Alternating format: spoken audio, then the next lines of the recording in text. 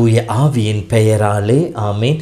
மூவொரு கடவுளுடைய அருளும் ஆசீரும் பாதுகாப்பும் வழி நடத்துதலும் உங்களோடு இருப்பதாக. பொதுக்காலம் 14வது வாரம் வெள்ளிக்கிழமை இறை வார்த்தை பகிர்வுக்கு என் அன்பு சொந்தங்களே, உங்களை அன்போடு வரவேற்கின்றேன். வார்த்தையான இறைவன் உங்களை நிறைவாய் ஆசீர்வதித்து நிலை வாழ்வில் நீங்கள் பங்கெடுக்க உங்களுக்கு துணை புரிவாராக. இயேசுவின் அன்பு சகோதரமே, என் ஆடுகள் வாழ்வு பெறவும் அதுவும் நிறை வாழ்வை பெறவுமே நான் வந்தேன் என்று சொன்னார். அந்த நிலை வாழ்வை பெறுவதற்காக என் உடலை உணவாக கொடுக்கின்றேன், என் இரத்தத்தை பானமாக கொடுக்கின்ற சொல்லி இறைவன் தன் உடல் இரத்தத்தை நமக்கு உணவாக பானமாக கொடுத்து அந்த நிறைவாழ்வின் சொந்தக்காரர்களாக நம்மை மீட்டிருக்கின்றார். ஒரு காலத்தில் தொலைவிருந்த நம்மை இயேசு தன் இரத்தத்தினாலே மீட்டுக்கொண்டு தந்தையின் அருகிலே கொண்டு வந்து சேர்த்திருக்கின்ற என்று வார்த்தை சொல்லுகின்றது. இந்த தந்தையின் அருகிலே நாம் வருகின்ற பொழுது அவருடைய மடியிலே அமர்ந்து மார்போடு அணைக்கப்படுகின்ற பிள்ளைகளாக மாற்றப்படுகின்ற பொழுது நம்மிலே நிறைவாழ்வு பாய்ந்தோட ஆரம்பிக்கும். அந்த நிறைவாழ்வு நமக்கு நிலையான ஆசிரையும் நம் வாழ்விலே நிறைவான மகிழ்ச்சியும் சமாதானத்தையும் பெற்றுக் கொடுக்கக்கூடியதாக அமைந்திருக்கும். இந்த நிலை வாழ்வை குலைக்கக்கூடியது எது? நம்முடைய பாவங்கள், ஆண்டவர் விட்டு விலகிச் சென்ற நேரங்கள், ஆண்டவரை தேடாத தருணங்கள், ஆண்டவரோடு ஐக்கியமாகாத அந்த சூழ்நிலைகள். இந்த சூழ்நிலைகளை உணர்ந்து கொண்டு நாம் ஆண்டவரை நோக்கி நாம் திரும்பி வருகின்ற பொழுது கடவுள் நம்மை ஏற்றுக்கொள்பவராக இருக்கின்றார். நாம் இழந்து போன எல்லா கொடைகளும் நமக்கு கொடுப்பவராக இருக்கின்றார். இறைவாக்கன் சொல்வதை போல, நீ இடம் திரும்பி வந்தால் போதும், உன்னை மீண்டும் முந்தைய நிலைக்கு உன்னை உயர்த்துவேன் என்று சொல்லி இருக்கின்றார். மகளுக்குரிய ஆசிரை கொடுப்பேன் என்று சொல்லி இருக்கின்றார். ஆம் அன்பு சகோதரமே, நாம் ஆண்டவரை நோக்கி பார்க்கின்ற பொழுது திருப்பாடல் 34:5 அவரை நோக்கி பார்த்தோர் மகிழ்ச்சியால் இருந்தனர், அவர்கள் முகம் அவமானத்திற்கு உள்ளாகவில்லை என்று சொல்லப்படுகின்றது. ஆண்டவரை நோக்கி பார்க்கின்ற பொழுது கடவுள் நம்மை ஒருபோதும் அவமானத்திற்கு உள்ளாக்குவதில்லை. ஏனெனில் பாவங்களை ஆழ்கடலில் தூக்கி எறிந்து விட்டேன், அது இனிமேல் நினைவு கூறப்பட மாட்டாது என்று இறைவன் சொன்ன வார்த்தையின் பிரகாரம் நம் ஆண்டவரை நோக்கி வருகின்ற பொழுது நம் பாவங்களை அவர் நினைவு கூறுவதே இல்லை. அவருக்கு தேவையானது ஆண்டவரை நாம் தேடுகின்ற நம்முடைய உள்ளம் மட்டுமே. அப்படி நாம் ஆண்டவரை தேடுகின்ற பொழுது நம்மிலே ஏற்படுகின்ற நிலைகள் என்ன என்பதைத்தான் இன்றைய முதல் வாசகம் நமக்கு சொல்லி காட்டுகின்ற. முதலாவதாக தன்னிலை உணர வேண்டும். நம்முடைய பாவங்கள் தான் என்னுடைய இந்த நிலைக்கு காரணம் என்பதை உணர்ந்து கொள்ள வேண்டும். என் வாழ்வில் நான் கடந்து போய் கொண்டிருக்கின்ற அடிமைத்தனத்திற்கு, துன்பத்திற்கு, இறைவனை விட்டு விலகிச் சென்ற நிலைவே காரணம் என்று சொல்லி நம் நிலை ஏற்றுக்கொள்ளவேன். அதை தான் சொல்லுகின்றார், நீ உன் தீச்செயல்களால் வீழ்ச்சியுற்றா என்று சொல்ல முதல் படி. எரேமியா 2:19 உன் தீச்சல்கள் உன்னை தண்டிக்கும், உன் பற்றுறுதியின்மையே உன்னை கண்டிக்கும் என்று சொல்லுகின்றார். மேலும் எரேமியா 5:25 உங்கள் குற்றங்கள் இவற்றையெல்லாம் தடுத்தது, உங்கள் பாவங்களே உங்களுக்கு நன்மை வராமல் செய்தது என்று சொல்லுகின்றார். நம் தீச்செயல்களை ஏற்றுக்கொள்வது.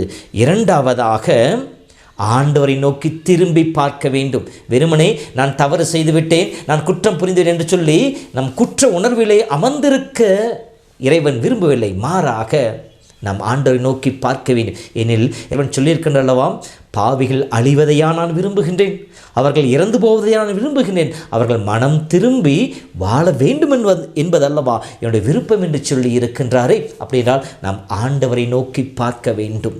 அப்படி ஆண்டவரை நோக்கி பார்க்கின்ற பொழுது ஆண்டவர் கரங்களிலே நம்முடைய அனைத்து தீமைகளையும் ஒப்பு கொடுத்து நம் பலவீனங்களில் எழுந்து வருவதற்கு ஆண்டவரை பற்றி கொள்ள வேண்டும். எவ்வாறு 2 கொரிந்தியர் 12 படிப்பதை போல பவுலியார் தன்னுடைய நிலையிலிருந்து வெளிவருவதற்காக அவர் செய்கின்ற செயல் என்ன? 3 முறை ஆண்டவரை நோக்கி ஜெபித்தேன், அப்பொழுது கடவுள் எனக்கு சொன்னார், உன் பலவீனத்தில் என் பலன் செயல்படும், என் அருள் உனக்கு போதும் என்று சொல்லு. என்னால் இந்த நிலையிலிருந்து எழுந்து வர முடியாது, என் குற்றங்களிலிருந்து என்னால் எழுந்து வர முடியாது, இந்த பலவீனத்தினால் எழுந்து வர முடியாது, தெய்வமே எனக்கு துணையாக நீர் வாரும் என்று சொல்லி ஆண்டவரை துணைக்கு அழைப்பது.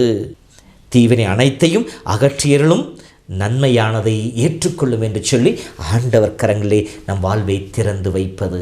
இப்படி நாம் ஆண்டவரை சார்ந்து நம் பலவீனத்தை எதிர்த்து போராட ஆற்றல் கேட்கின்ற பொழுது கடவுள் நமக்கு துணையாக இருப்பார் என்று சொல்லி நான்காவதாக நாம் மனம் மாறுகின்ற பொழுது ஆண்டவரை சார்ந்திருப்பதோடு மட்டுமல்லாமல் நாம் இதுவரை சார்ந்திருந்த ஆண்டவரை புறக்கணித்த தருணங்களையும் நினைத்து பார்த்து அதை முழுவதுமாக அகற்றுவேன் என்று சொல்லி உறுதியெடுக்க வேண்டும். அதைத்தான் அந்த மக்கள் செய்தார்கள்.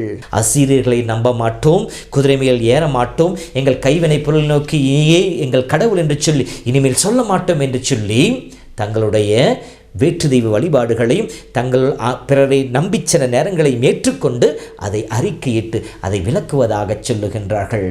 நான்காவதாக, ஆண்டவரே உம்மையன்றி எனக்கு உதவி இல்லை என்று சொல்லி ஆண்டவர் கரங்களை ஒப்புக் கொடுக்கின்ற பொழுது திக்கற்றவன் கூவி அழைக்க ஆண்டவன் குரலுக்கு செவி கொடுத்தார், எல்லாவித தீமின் அவனுக்கு விடுதலை தந்தார் என்ற வார்த்தை கேட்டார் போல திக்கற்றவன் உம்மிடத்தில் பரிவு விருவான் என்று சொல்லுகின்றான்.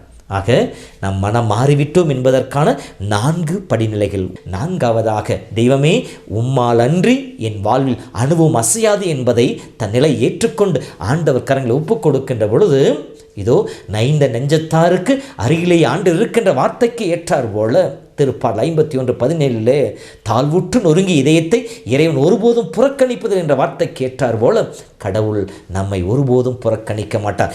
இப்படி நாம் ஆண்டவரை நோக்கி திரும்பி வருகின்ற பொழுது கடவுள் நமக்கு கொடுக்கின்ற ஆசீர்வாதம் தொடர்ந்து வருகின்ற வசனங்களில் சொல்லப்படுகிறது. அவர் நம்மை குணப்படுத்துகின்றார். நம்முடைய பற்றுறுதியின்மையிலிருந்து தடுமாறிய நிலையிலிருந்து கடவுள் நம்மை குணப்படுத்துவராக இருக்கின்றார்.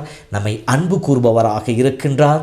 நம்மில் பனி போல் படர்ந்து நமக்கு ஆசி கொடுப்பவராக இருக்கின்றார். இப்படி ஆண்டவர் ஆசி நம்மில் வருகின்ற பொழுது நாம் நீலி போல மலர்வோம்.